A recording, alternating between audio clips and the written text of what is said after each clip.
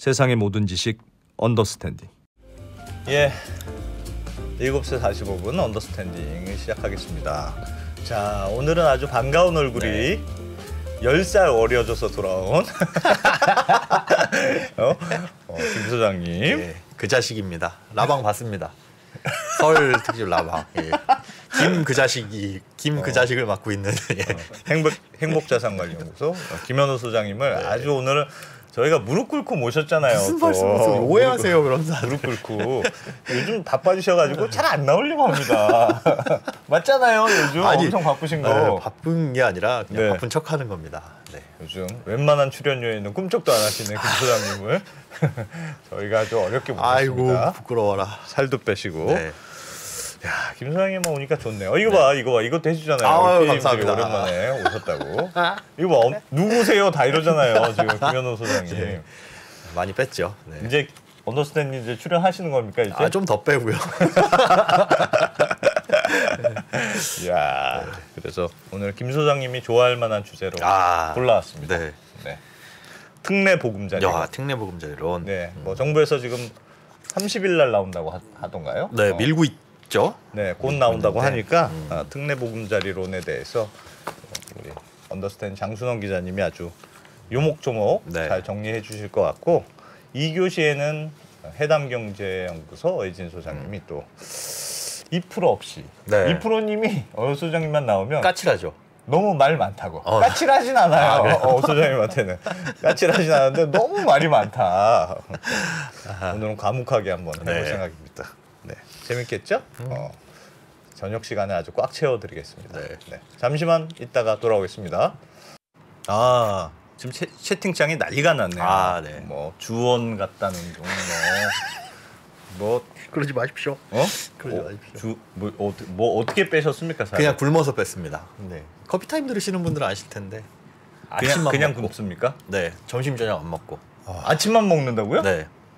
아니 뭐 어떻게 사람이 그렇게 삽니까? 점심을 가끔 먹을 때도 있기는 있는데 네. 최대한 이제 아침만 먹고. 요요 뭐 그렇게 예전처럼 먹으면 오겠죠. 네. 하지만 안 먹습니까? 위가 줄었어요. 이제는 김밥 한 줄만 먹어도 배가 불러서. 좋아하는 떡볶이도 안 드십니까? 떡볶이 먹은 지 되게 오래됐어요. 무서운 사람이네요. 아주 무서운 사람. 좀만 더 빼고 떡볶이 먹겠습니다. 예. 자, 하여튼 모셔보죠. 언더스탠딩 장순원 기자님 어서 오세요. 네, 안녕하세요. 네, 오늘은 특례 보금자리론. 네, 오늘 오래간만에 김현우 소장님 오셔서 반갑고. 네. 와, 이게 다들 반가워. 오랜만에 2%는 어떻게 하나? 자리 빠지는 거 아닌가 모르겠네. 이준호 선배 없어서 마음이 푸근하죠. 그렇습니다. 네. 야, 좋습니다. 네. 그럼 요즘 특례 보금자리론 너무 금리가 별로 좋지가 않다. 뭐 그런 지적들은 많은 것 같아요. 네, 원래 이게 정부가 올해 야심차게 내놓은 한정판 정책 모기지 상품이잖아요. 특례 보금자리론이라는 게 9억 원 이하 주택을 살 때는 소득도 안 보고 5억 원까지 최대 고정금리로 대출도 해주고, 이게 또 DSR에 포함이 안 되니까 정말 메리트가 많은데, 특히 이제 정부에서 처음에 되게 강조한 게 최근에는 다 고금리 시대잖아요. 금리가 가파르게 많이 올라서 이게 이제 뭐 기본형하고 우대형으로 나누는데, 잠깐 요 화면을 보여드릴게요. 네. 이게 이제 1월 초에 처음에 나왔는데 금리가 뭐 4.65에서 뭐 최대 5.5. 그다음에 여기에 이제 뭐 여러 가지 우대 조건을 적용을 하면 뭐 3.75에서 4.05%의 고정금리의 대출을 받을 수 있다. 이렇게 되게 강조를 했어요. 그러면 이제 시장금리랑 비교해 보면 한 0.56% 정도는 싸다. 특히 고정금리로. 그래서 금리 메리트가 상당하다. 이렇게 강조를 했거든요. 이거 이제 서민들의 어떤 주거 부담이라든지 대출이자 부담을 낮추려고 이제 내놓은 어떤 상품인데, 처음에 발표할 때 이렇게 해서 뭐 여러 가지로 이제 뭐 인센티브를 줘서 서민들의 주거 부담을 낮춘다 이렇게 발표를 했는데, 최근에 이게 이제 무용론이 나올 정도로 지금 어떻게 보면은 그렇게 메리트가 없는데라는 얘기들이 계속 나오고 있어요. 그렇죠. 그러니까 뭐 30년, 보통 10년 빌리는 사람은 없잖아요. 주택담보대출을. 한 30년 이상으로 보는데 4.4% 후반이면 우대금리 적용 받아도 또 우대금리 보니까 주택 가격 제한이 있네요. 6억, 그러니까 6억 원 미만 주택에 대해서 뭐 0.1%로 주고 네. 그 뒤에 이제 소득 요건에 맞춰서 최대 이제 0.9% 포인트까지 깎아주거든요. 근데 요 소득 요건이라는 게 뭐 아낌이 그러니까 뭐 이거를 이제 전자 방식으로 신청을 하고 네. 뭐 그런 식으로 했을 때 한 0.1%, 그다음에 뭐 저소득 그러니까 연봉이 한 6천만 원 미만인 경우에는 뭐 또 0.1% 포인트 뭐 이런 식으로 깎아주긴 하는데 공통적으로 봤을 때 뭐 아낌이 같은 경우는 거의 대부분이 이제 혜택을 받는데 저소득이라든지 뭐 사회 배려 이런 것들은 많이 받는 분들이 한 70%, 뭐 50% 요 정도예요. 그러니까 네. 거의 대부분이 받는다고 할 수 없으니까 한 0.2% 정도 포인트 정도 좀 낮게 우대금리를 받을 수 있다고 하면 뭐 한 4.56% 정도가 평균 금리이지 않을까 싶어요. 네. 그때 이게 이제 나왔을 당시에는 그래도 뭐 상당히 메리트가 있는 금리라고 생각할 수는 있어요. 예. 근데 최근에 그 금리가 시장 금리가 많이 내려가고 다 있잖아요. 4%, 다 4%대예요 요즘. 예, 그러다 보니까 지금 어떤 현상이 벌어지고 있냐면은 요걸 보여드릴게요. 지금 아까 말씀드렸듯이 특례 보금자리론 금리가 4.65에서 5.05%고 우대를 받았을 때 3.75잖아요. 예. 근데 그 이제 이게 처음에 발표됐을 때는 주담대 금리가 뭐 5.0에서 8.1, 혼합형 그러니까 5년 고정인 경우에 4.8에서 7.2였으니까 금리 차이가 좀 있었습니다. 예. 뭐 한 0.56% 포인트 정도는 됐어요. 근데 이게 시중금리가 계속 내려가다 보니까 지금 보시면 1월 20일 기준으로 하단만 말씀드릴게요. 그러니까 변동형 같은 경우에 4.6, 주담대 혼합형, 그러니까 5년 고정금리는 4.3까지 나왔고요. 심지어 이제 K뱅크, 그러니까 인터넷 은행이죠. 여기는 4.19에서 5.19예요. 특례 보금자리론보다 낮은 상황입니다. 이러다 보니까 특례 보금자리론의 어떤 금리 메리트가 상당히 희석되다 못해 지금은 시중은행의 주담대가 더 나은 상황이거든요. 게다가 이제 25일부터 오늘부터죠. 하나은행 같은 경우에 주택담보대출하고 뭐 전세대출 같은 경우에 0.3% 포인트를 낮췄고요. 국민은행도 아마 내일부터인가 낮출 예정이고요. 뭐 이러다 보니까 이걸 차이가 없다. 왜 이 특례 보금자리론을 해야 되느냐 할 때 금리 메리트는 전혀 없다는 거죠. 특례 보금자리론은 원금도 갚아 나가는 구조잖아요. 원금 갚죠. 분할 상환해야죠. 그럼 뭐 장기 고정이란 장점밖에 없네요. 이것도 30년 고정인가요? 네, 그렇죠. 지금 금리 상태에서 보면 그 장기 고정 물론 이제 시중에 혼합형 상품이 5년만 고정되고 네. 그 뒤에 금리 리스크가 있으니까 이건 뭐 특히 10년 이상 장기 고정 상품이라는 거 하나랑 그다음에 이제 물론 DSR에 포함되지 않는다는 뭐 강력한 메리트가 있긴 한데 그래도 이제 금리를 봐서 예를 들면 K뱅크에서 뭐 4.4%대 초반에 5년짜리 받을 수 있으면 드러났다가 시중금리 봐서 뭐 갈아탈 수도 있는 거고 하지 않습니까? 그러니까 금리 메리트로만 봐서는 뭐 이거 주담대를 이 특례 보금자리로는 꼭 가야 될 이유는 없는 거예요, 사실상.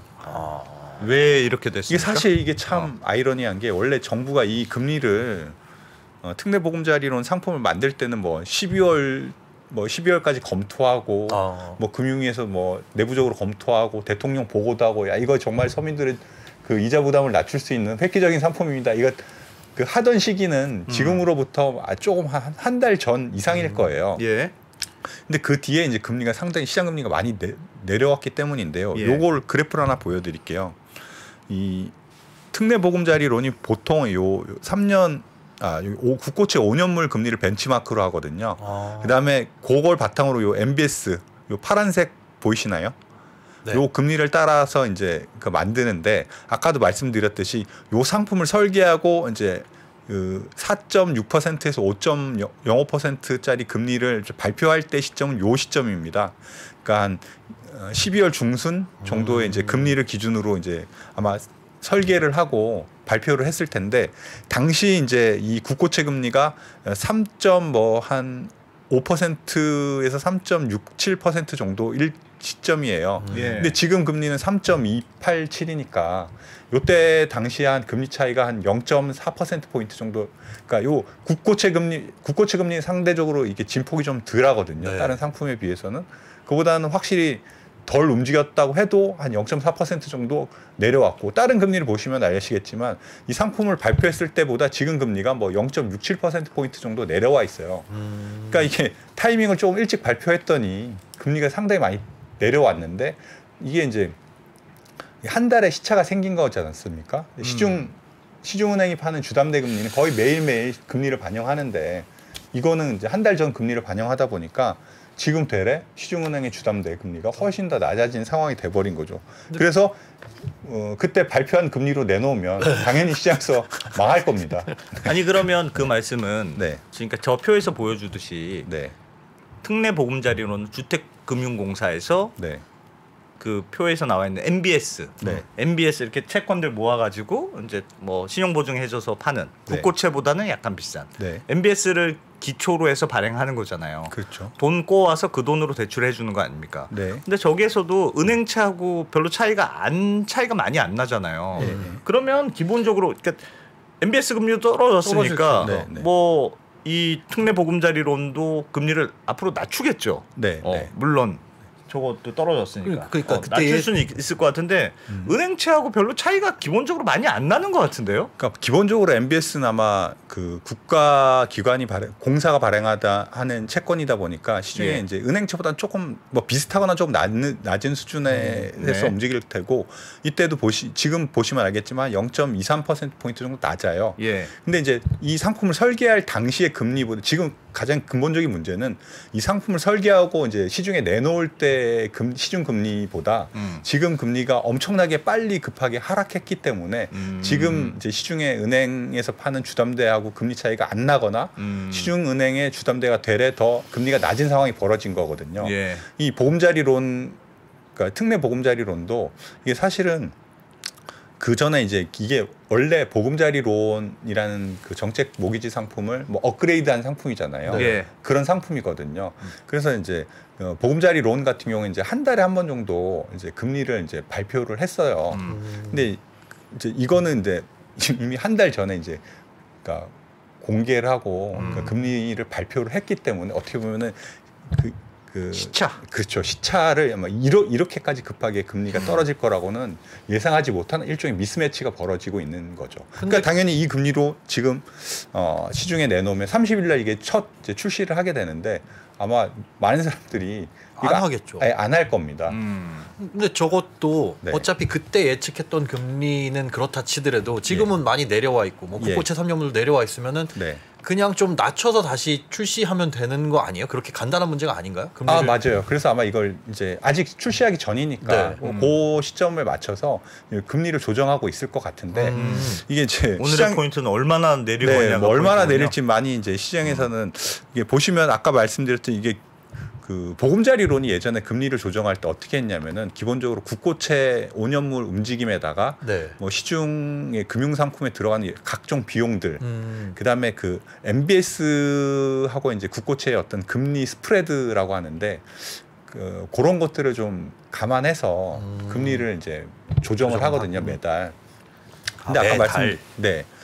그러니까 물론 이제 그 전달 고정하신 분들은 계속 쭉 고정을 하시는 거고. 예.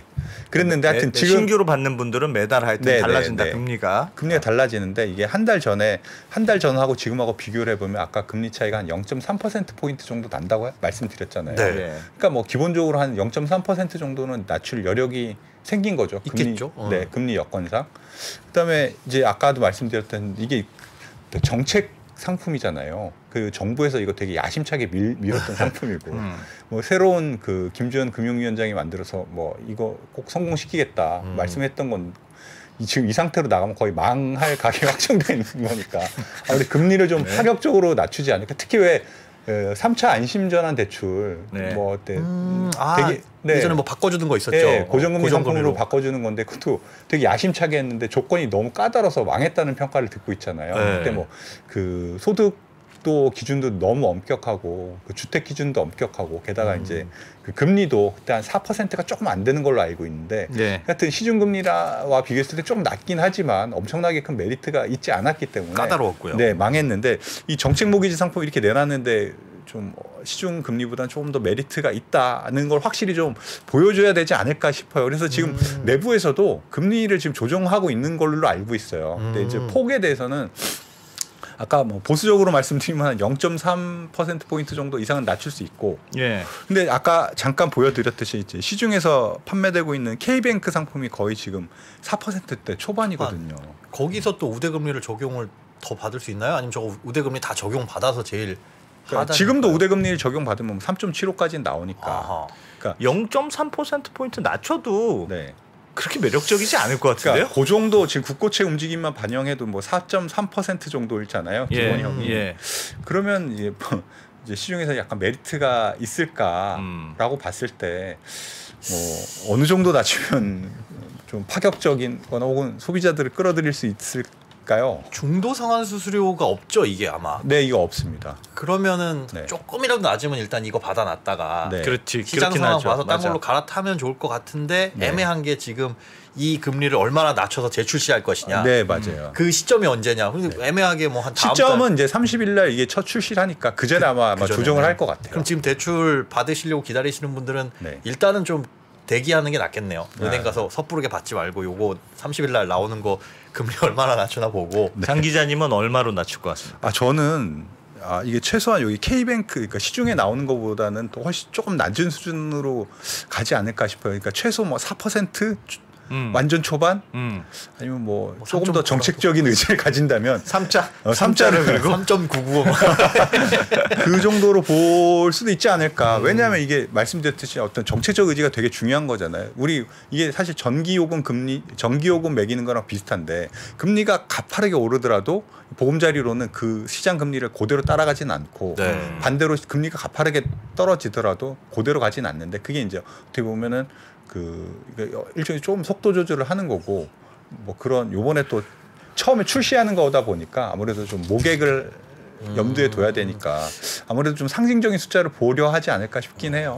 만약에 3.99로 네. 말씀하셨던 대로 우리가 3자는 봐야 되겠다. 네. 그래서 MBS가 떨어진 것보다도 MBS는 하여튼 한 0.3%포인트 정도 떨어졌는데 네. 그 정도 갖고는 안 되겠어. 이러면 흥행에 참패할 것 같아. 그래서 3.99를 했다고 해봐요. 그러면 그 금리를 누군가 그 떨어뜨린 금리만큼 피를 봐야 되잖아요. 그걸 누가 피를 봅니까? 그럼 그 피는? 당장은 저희 주택금융공사가 아마 그걸 떠안을 거예요. 근데 뭐 제 생각엔 계속 다기보다 이제 나중에 시중금리가 더 내려갈 수도 있지 않습니까? 그런 경우에 이제 이 특례 보금자리론 금리를 뭐 최대한 천천히 내린다면 뭐 그런 거기 앞쪽에 있었던 손실은 충분히 이제 벌충할 수 있겠죠. 그러니까 요번에 그러면 금리를 좀 처음에 발표했던 것보다 낮춰서 내놓는다는 거는 뭐 매달 어떻게 조정할지 어쩔지는 모르겠지만 조금 더 시간을 두고 보면 시중금리 따라가지고 이것도 더 낮아질 가능성도 있는 거 아니에요? 맞습니다. 그럼 굳이 급하게 이걸 받으실 필요가 있나? 변동금리 대출 지금 받고 계신 분들 같은 경우엔 뭐 코픽스도 많이 전환해서 그러니까 그러니까 만약에 변동금리가 계속 떨어지는 추세이잖아요. 네. 그런데 이 고정형 금리를 이제 많은 사람들한테 어필하려면 아무래도 좀 파격적인 그래서 좀 파격적인 금리가 나오지 않을까 싶어요. 예를 들어서 변동금리로 뭐 4%랑 네. 고정금리로 3.99%라면 상당히 메리트가 있는 거지 않습니까? 근데 지금 또 내려가는 추세니까 변동금리 받으시는 분들은 말씀하셨던 대로 3.99로 받았어요. 내가 받았어요. 근데 한 3달 있다가 보니까 금리가 엄청 떨어져서 시중금리가 지금보다 뭐 많이 떨어졌어요. 예를 들어서. 그럼 어떻게 하면 됩니까? 이게 특례 보금자리론이 메리트 중에 하나가 이게 특례 보금자리론을 가입했다가 시중의 다른 주담대로 갈아탈 때 중도 상환 수수료가 없다는 겁니다. 그냥 내가 상환하면 되는 거예요. 빌려서 상환하면 되는 거네요. 그 마음에 안 들면? 그렇죠. 갈아탈 수 있는 거죠. 한도나 뭐 DSR이나 이런 것만 나온다면 그런데 이제 중요한 게 있습니다. 네. 이게 이제 그 특례 보금자리론을 가입했을 때는 이제 DSR에 적용을 받지 않는데 그렇죠. 다른 시중은행 상품으로 갈아탈 때는 DSR에 적용되니까 그런 것들을 염두에 두면 이제 뭐 사실 그렇게 간단하지는 않을 것 같고요. 그런 의미에서 이제 시중금리가 계속 떨어지다 보면 아무래도 이거 많이 갈아타려고 하는 수요가 있을 것 같아요. 그럼 그렇게 수요가 많으면 이거는 대출 받으면 바로 나오나요?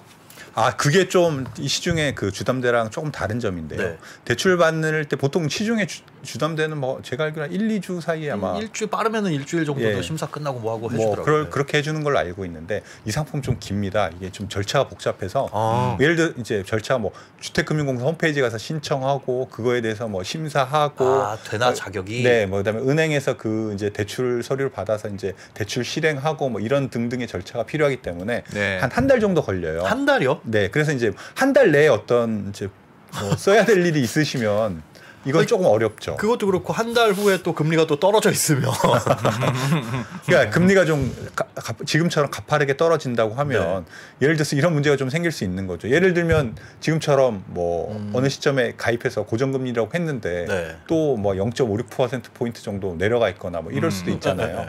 그런 경우에 약간 난감할 수 있긴 한데 여튼 아주 장기간 고정금리로 일단 한번 이제 픽스를 해둘 수 있는 거고 그다음에 혹시 뭐 본인의 DSR 여력이나 이런 것들을 고려했을 때 금리가 시중금리가 많이 떨어져 있는 상태라면 뭐 갈아탈 수도 있는 거고 뭐 그런 장점은 있을 겁니다. 조금 빠듯하기는 하겠네요. 소장님 같으면 어떻게 하시겠습니까? 저는 그냥 좀 기다려볼 것 같아요. 그러니까 특례보금자리론 요번 30일 날 나오는 게 진짜 파격적으로 3자가 앞에 보이고 그게 99가 아니라 뭐 중후반 때 어떻게 낮춰진다 그러면은 해볼 만할 것 같은데 그게 아니면 좀 기다렸다가 급하지 않으면 하지 않을까 싶고 그다음에 이제 대출 갈아타실 때 좀 조심을 하셔야 될 게 집 사시면서 처음 대출 받으신 분들 있잖아요. 그러니까 이게 이 첫 대출이 이미 있고 얘로 갈아탈까 고민을 하시는 분들 중에 조심하셔야 될 부분이 왜 우리가 그 집을 살 때 그 소득공제 해주는 부분이 있어요. 이자에 대해서. 그거는 주택을 구매한 지 3개월 이내에 실행된 대출만 해당이 됩니다. 그 소득공제는. 갈아타면 없어져요. 그러니까 별로 차이가 없는데 갈아탔다. 그러면 소득공제 혜택을 오히려 날려버리고 실익이 별로 없을 수도 있는. 3개월 이후에 하면 되잖아요. 뭐가요? 3개월 이내에만 집을 산 이후로부터 3개월 이내에 실행된 대출만 소득공제가 쭉 이어지는 거예요. 그거는 뭐 몇 년든 상관없이. 그런데 이걸 중간에 갈아탔다. 그러면은 그 소득공제 혜택은 아예 증발이라서. 특히 이건 9억 원 이하니까 지금 소득공제 받으시는 분들도 아마 그 대상이 많이 되겠죠. 거의 대상이 많이 되겠네요. 그래서 소득공제로 좀 꿀 아닌 꿀을 이렇게 이번에 혜택 받으신 분들은 만약에 이걸 갈아타면 내년은 못 받습니다. 그러면 금리 혜택이랑 그 소득공제 혜택을 또 따져봐야 되는데 이거 따져봐야 되는 문제가 있네요. 이거는 그래서 굳이 섣불리 지금 금리가 떨어진다 다들 떨어질 거라고 생각하고 계시잖아요. 그렇죠. 모두 다. 그런데 이 상황에서 굳이 갈아탈 이유가 있을까? 큰일 났네 죽은 공은. 어떡하지? 이거 정부 입장에서 야심차게 내놓을 것 같은데. 하필. 근데 뭐 그걸 어떻게 가능할 수 있겠어요. 금리가 얼만큼 뭐 어느 정도까지 떨어질지는 모르죠. 그래서 아마 이게 처음에 말씀드렸듯이 조금 파격적인 금리 수준을 제시해서 뭐 여튼 뭐 고정금리로 어떤 리스크를 이제 해지하고 싶은 분들의 니즈를 최대한 수용하려고 하지 않을까라는 예상을 해봅니다. 변동성이 싫다 나는 어떤 위험이 닥칠지 혹시 또 아니야 무슨 일이 생겨서 올라갈지 금리가 사실 저희가 1년 전만 해도 그렇죠. 주담대 금리 2%대에서 그렇죠. 뭐 많아야 3% 초반에서 이렇게 놀다가 3% 넘어가면 지금 뭐 거의 뭐 5, 6% 될지 누가 알았겠습니까? 그런 리스크는 최대한 해지할 수 있는 거죠. 이 상품이라면. 그리고 뭐 아까 말씀드렸듯이 갈아타는데 중도상환 수수료가 없다 보니까 그런 것들은 확실히 메리트가 있는 것 같아요. 장 기자는 메리트가 좀 있는 것 같다. 저는 있다고 봅니다. 왜냐하면 저는 정말 깜짝 놀랐거든요. 뭐예요? 변동금리 주담대가 이렇게 갑자기 많이 올라가는 거에 대해서 떨어지고 올라가는 거에 대해서 지금 진짜 무섭게 올라가더라고요. 변동금리 주담대는. 그러니까요. 8이라는 숫자가 살짝 보였다가 지금부터 다시. 근데 얼마 전까지 최상단은 8자가 있었지 않습니까? 그런 거 보면은 두 분이서 아주 죽이 잘 맞으시는데 할 일이 없네 별로 중간에서 양쪽을 이렇게 왔다 갔다 쳐다만 보고 저는 아까 그 소득공제 얘기는 그 사실 금액이 꽤 클 것 같은데 서로 칭찬도 하고 이렇게 소득공제는 다들 아마 그건 잘 몰랐어요. 안내를 안 내주실 텐데 저도 한번 그거 기획재정부에 질의를 넣었어요. 왜 3개월만 해주냐. 그랬더니 실제 주택 구입 목적으로 산 주택에 대해서만 소득공제 혜택을 주려는 게 취지라서 산 시점으로부터 좀 지나간 대출은 안 해주겠다는 거. 근데 대환 대출 같은 경우는 좀 의미가 다르잖아요. 그렇죠. 거기까지는 좀 신경을 안 써주는 것 같습니다. 참고하시면. 아주 죽이 잘 맞는 부분. 잘해보셨으면 좋겠습니다. 잘했으면 좋겠어요. 그리고 그 특례보금자리론 아까 그 기간이 길다고 말씀드렸잖아요. 한 달 정도 시간이 걸린다고 그랬는데 또 하나 좀 유의할 게 이게 이제 대출을 받을 때 시세가 이제 KB 시세를 준용을 하거든요. 근데 이제 뭐 실제로 거래는 뭐 자기는 8억으로 이제 해서 이 특례보금자리론 대상이 될 줄 알았는데 계약서를 그렇게 썼다. 뭐. 근데 KB 시세가 뭐 9억이 넘으면 이게 이제 대출이 안 되거든요. 예전에 샀을 때도 9억이 안 됐었는데 지금 뚫고 올라갔으면 그것도 안 되겠네요. 근데 KB 시세 기준. 그러니까 시세 기준. 근데 시세가 최근에 왜 거래가 금매 위주로만 되잖아요. 네네. 그러니까 자기가 산 가격은 낮은데 KB 시세는 아직 움직이지 않은 경우가 있잖아요. 그럴 수 있겠네요. 네, 그런 경우에는 이 특례 보금자리론의 대상에서 제외될 수 있다는 점을 좀 감안해 주셔야 될 것 같습니다. 알겠습니다. 이렇게 따져볼 게 많아요. 일단 30일 이전에 아마 얼마 나오는지를 딱 봐야 네, 되거든요. 네. 3자를 그리는지. 아마 그 금리가 가장 어떻게 보면 선택이 가장 중요한 포인트가 되지 않을까 싶습니다. 얼마나 파격적으로 나올려나. 네, 알겠습니다. 네, 원래 오늘은 여기까지만 할까요? 네, 알겠습니다. 일찍 퇴근하시는 거네요. 그러면. 네. 장수홍 기자님 말문트인. 장 기자님 이상하게 오늘 말을 잘해. 네. 이유는 잘 모르겠습니다만. 하여튼 진짜 모르세요? 언더스탠딩 장수홍 기자님 고맙습니다. 네, 고맙습니다. 네. 달라진 중국, 달라질 중국. 중국이 기침을 하면 한국은 독감에 걸린다.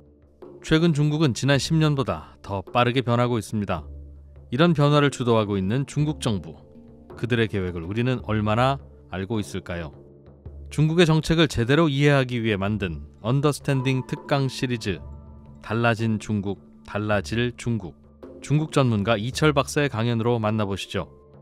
지금 바로 영상 아래 링크를 확인하세요.